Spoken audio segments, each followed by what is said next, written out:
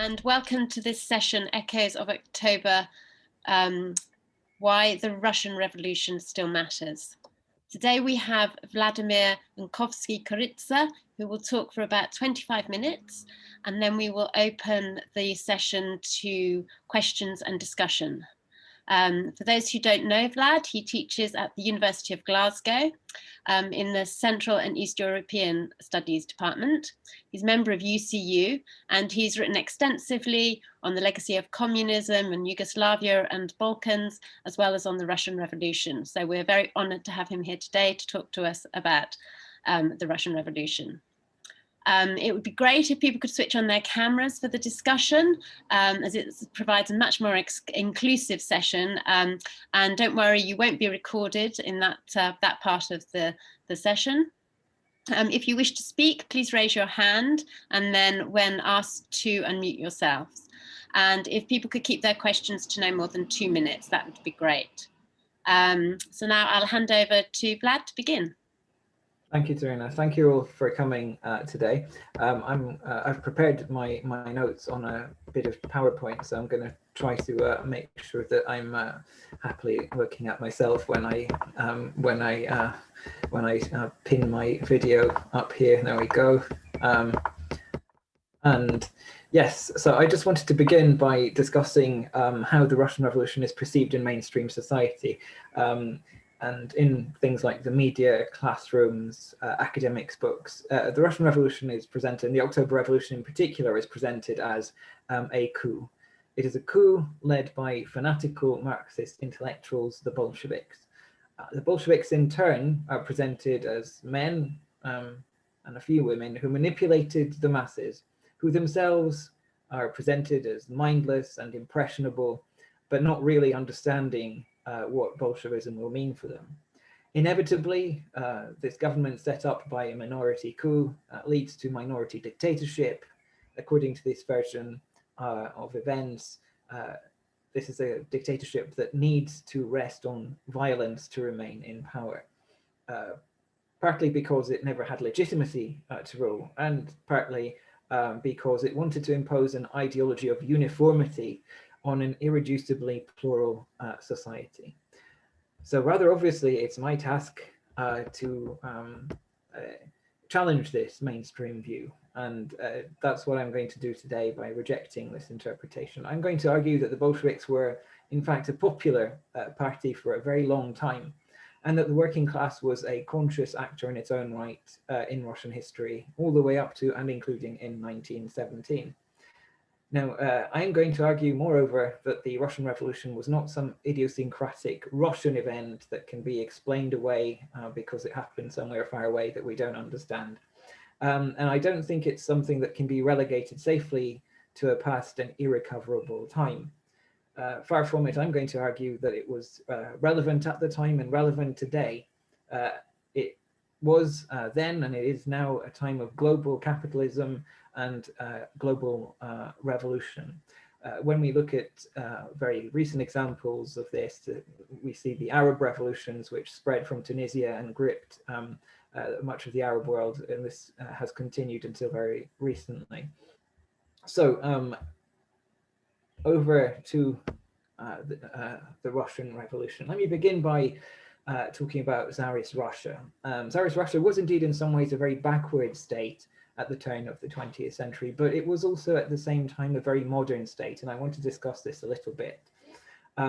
Russia was a backward state in the sense that it was run by an autocrat, bound by no laws of men, limited by no laws of men or women for that matter, as he saw it, ordained by God.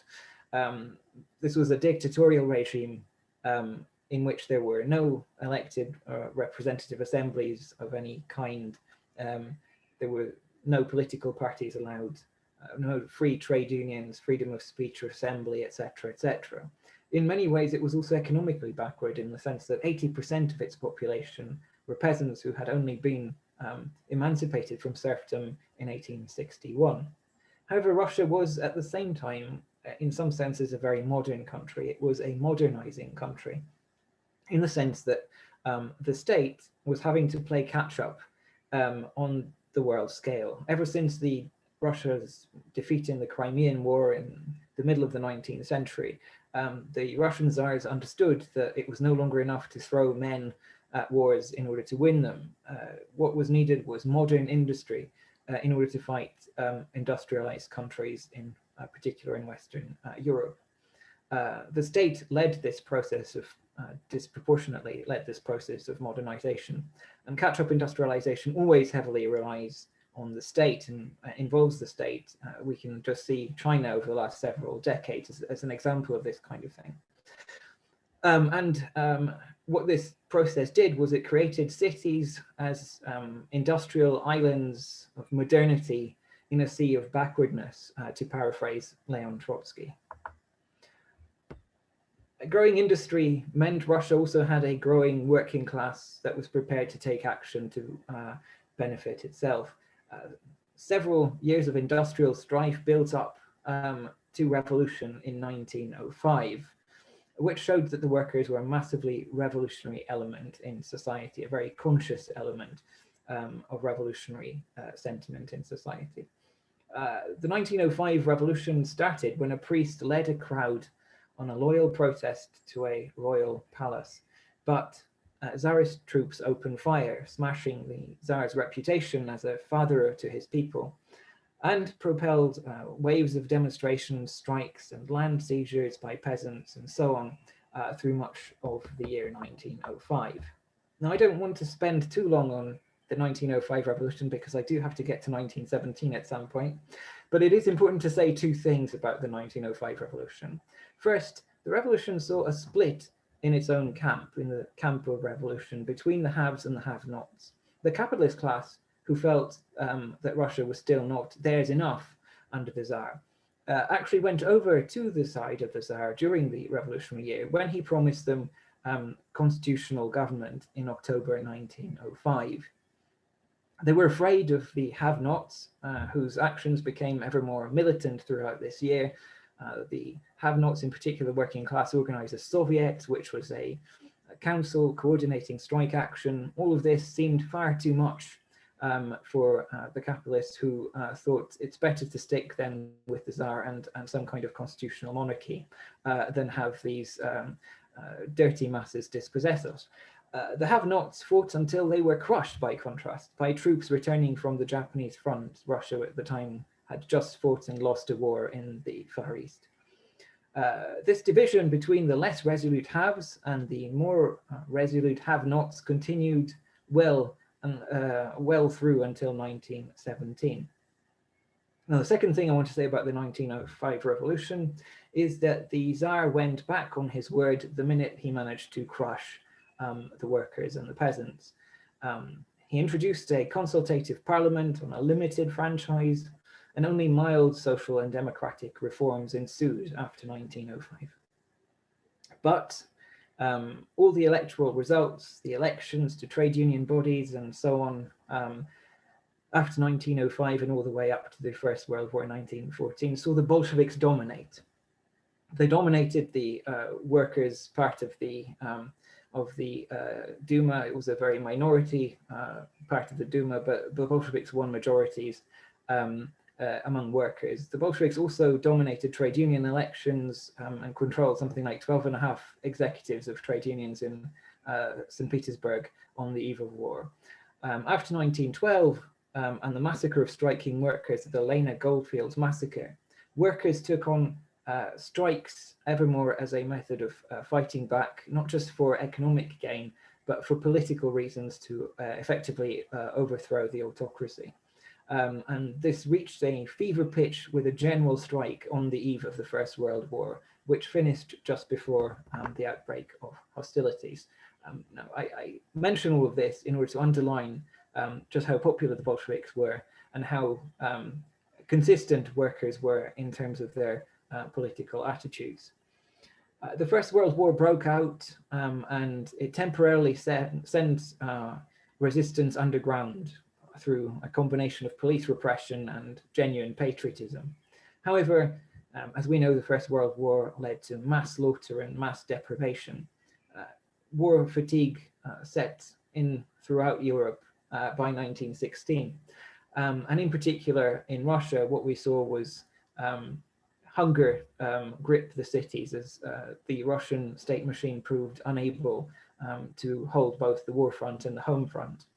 Strikes erupted again with increasing insistency, and foreign observers noted that the Tsar was ever more remote, the capitalist class restless, and the working class raring to go.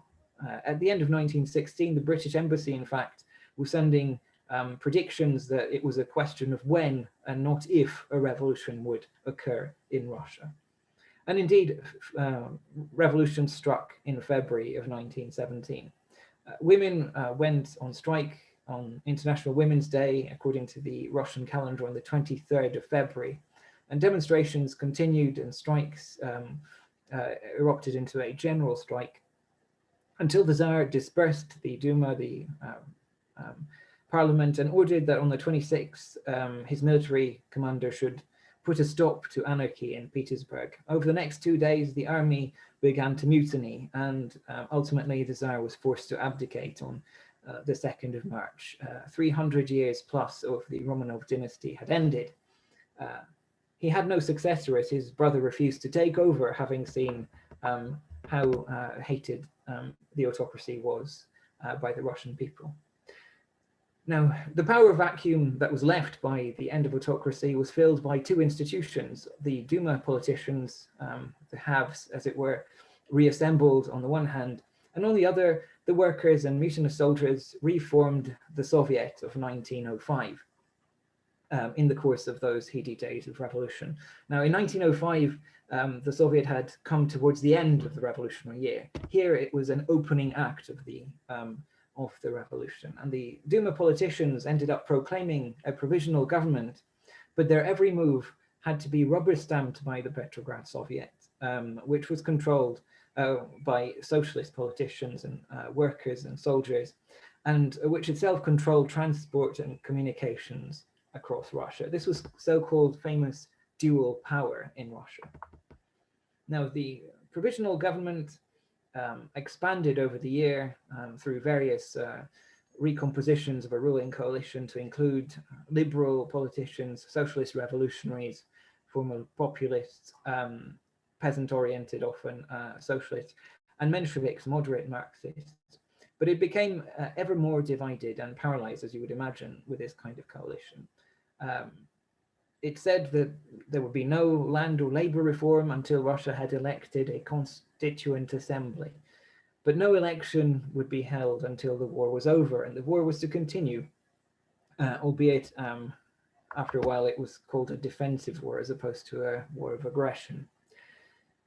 Soldiers or peasants in uniform on the front became increasingly critical of this war effort. It was obviously a catastrophe, and it continued to be a catastrophe well into 1917. Workers in the cities also became angrier during the year as they saw that profiteering continued while they themselves continued to starve. The government went from crisis to crisis, and I could talk, and we can possibly talk in greater length in discussion about the April events, the July events, the August events.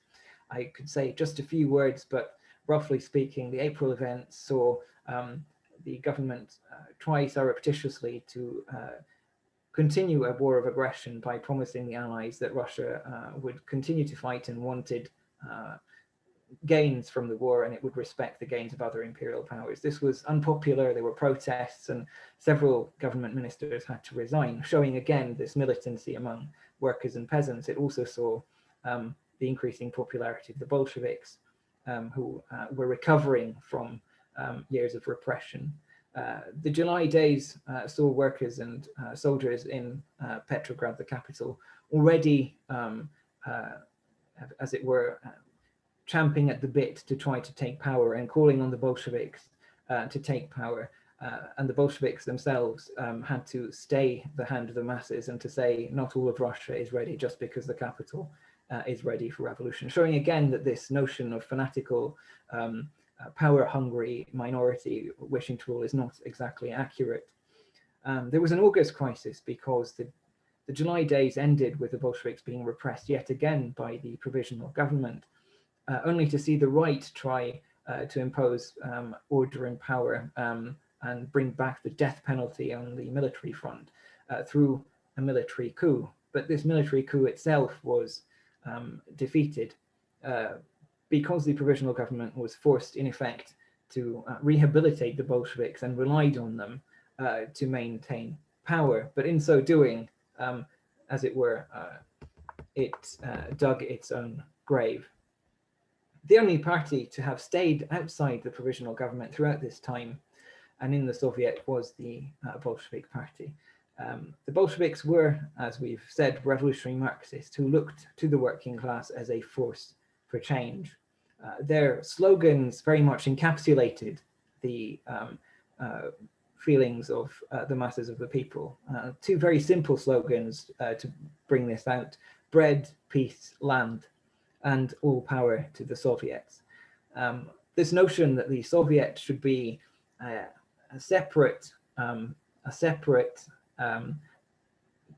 structure of government, a separate state against the one which was inherited from the Tsar, or in some senses reformed by the capitalists.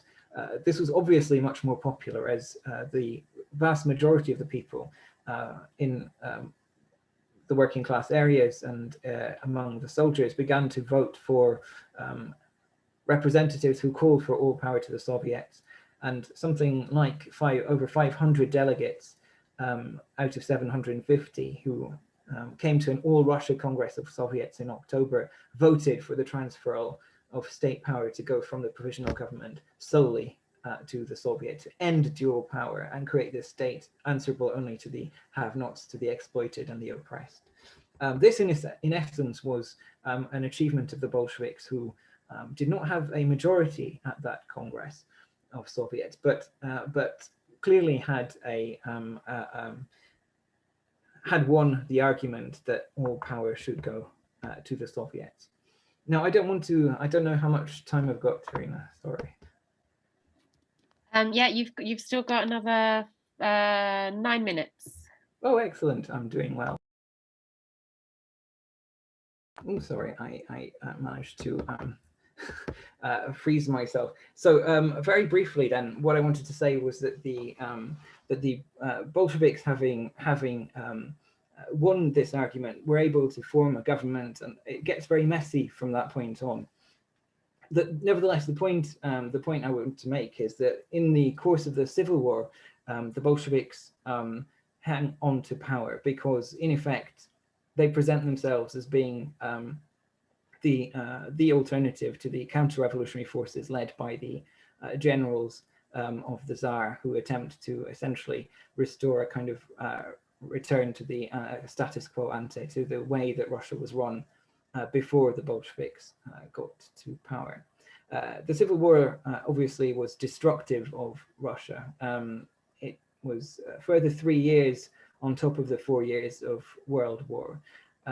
In the process, major cities that had been populated by a revolutionary working class were emptied as workers had to run back to the countryside to feed themselves and survive. And this had immensely negative consequences for the Russian Revolution domestically, as it left a regime, as it were, in power with the Bolsheviks in charge, but without a proletariat to run the country. The Civil War also basically saw the Russian Revolution isolated, as the forces of global capitalism had tried to help the white generals retain power, regain power in Russia. The devastation was vast, and therefore it wasn't just that we saw the emptying of cities and the, as it were, disintegration of the revolutionary working class of 1917, but Russia itself was had seen destruction and untold misery well into the 1920s. And this, in a sense, leads to the backdrop of Stalinism. I don't have much time to go into this, but in effect, Stalin led a counter-revolution in the course of the 1920s against those Bolsheviks who argued that what was necessary was a return to working class democracy and world revolution. Stalin appealed to those officials who wanted to keep power who wanted to modernize Russia on very much the same kind of set of principles as the Tsar had done in the 19th century, a state-led industrialization at the expense of the majority. And this is what Stalinism effectively meant when Stalin was able finally to expel men like Leon Trotsky from the leadership of the Bolshevik Party and to set on the 5-year plans, which industrialized Russia at the expense of its people. And also gave succor to all those people who claimed afterwards that, as it were, Marx led to Lenin, led to Stalin, that violence was the necessary result of the Russian Revolution. Now, just very briefly, want to bring this back to today. We have seen that we live in turbulent times, and the crisis of capitalism in 2008 led to a revolutionary wave in the Arab world, as I mentioned at the beginning, but also the rise of radical new left in countries like Greece with Syriza and Spain with Podemos, the United States with the Occupy movement and Bernie Sanders, and then obviously with Corbynism in the United Kingdom. Now, all of these movements in some way were limited by a mass conviction that socialism is impossible. This was a result of the collapse in 1989 of the Stalinist bloc, which remains obviously a major bloc on us building today. And on this notion that any attempt at bringing in socialism, like in 1917, would inevitably lead to failure. So the occupation of squares like Tahrir Square in Egypt was a kind of dual power, if you like, in the context of the Arab revolutions. It saw the contestation of different sides of revolution and counter-revolution in a very physical form, but Tahrir Square never developed into dual power, the Soviet and a set of democratic institutions that could replace the deep state in Egypt, which is also one of the major reasons for why the Arab revolutions failed. Similarly, Syriza or Podemos and Sanders and Corbyn, or Corbyn Labour, never quite contested their right wing, never quite knew how to contest the state, because the ultimate aim was not to replace the capitalist state with a new set of state apparatuses. And this led, in effect, to their defeats as well. So this is why the lessons of the Russian Revolution are important for us today. This is why the echoes of October are still with us and are important. The questions of reform or revolution, how to bring about direct mass popular participation in politics in a set of state institutions, these are all incredibly important. But in order to do this, what we need is a revolutionary party like the Bolsheviks, who are able to put the arguments to the class, to raise the horizons of the class beyond the struggles of today and to the possibilities of a highly more democratic future in the future. Right, thank you. I'll stop there.